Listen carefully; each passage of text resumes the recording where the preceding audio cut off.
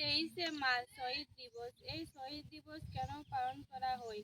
হয়তো আমরা অনেকেই জানি না। নিজের স্বার্থ না ভেবে ভারতবাসী উজ্জ্বল ভবিষ্যতের জন্য এই তিন বীর ভগৎ সিং, বীর সুখদেব, বীর রাজগুরু হাসতে হাসতে ফাঁসির গড়ায় পড়েছিলেন।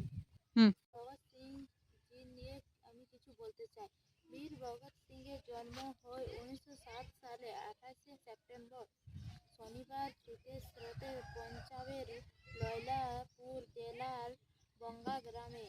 তার পিতার নাম ছিল কিষান সিং এবং মাতার নাম ছিল বিদ্যাবতী। তার পরিবারের অধিকাংশ সদস্য স্বাধীনতা সংগ্রামে যোগ দিয়েছিলেন। সেই সময় 1919 সালে জালিয়ানওয়ালাবাগ হত্যাকাণ্ড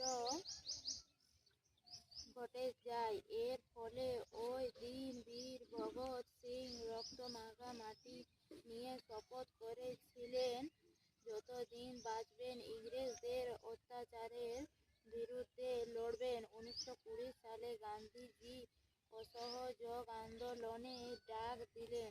ছোট ভগৎ সিং ওই আন্দোলনে যোগ দিলেন কিন্তু চোরা ঘটনার জন্য গান্ধীজি অসহযোগ আন্দোলন বন্ধ করে দিলেন। ছোট ভগৎ খুবই দুঃখ পেলেন। তারপর তিনি কলেজে বিভিন্ন নাটকের মাধ্যমে ইংরেজদের প্রকৃত চেহারা ভারতবাসীকে দেখানোর চেষ্টা করতেন। এফএস পাস করার পর বাড়ির লোক বিয়ে দিতে চেয়েছিলেন। জবাবে ভগৎ সিং তার মাকে বলেছিলেন, বিয়ে তো আমার ঠিক হয়ে গেছে, আমার বিয়ে কর্ণের নাম মৃত্যু। বিয়ের মালা হলো ফাঁসির দড়ি, সে মালা বদল হবে ফাঁসির কোন এক মঞ্চে। তারপর ভগৎ সিং বাড়ি থেকে চলে যান। তিনি হিন্দুস্তানি রিপাবলিকান অ্যাসোসিয়েশনে যোগ দেন। তার সাথে ছিলেন চন্দ্রশেখর আজাদ, সুখদেব, রাজগুরু। ভগৎ গেছে, আমার বিয়ে কর্ণের নাম মৃত্যু।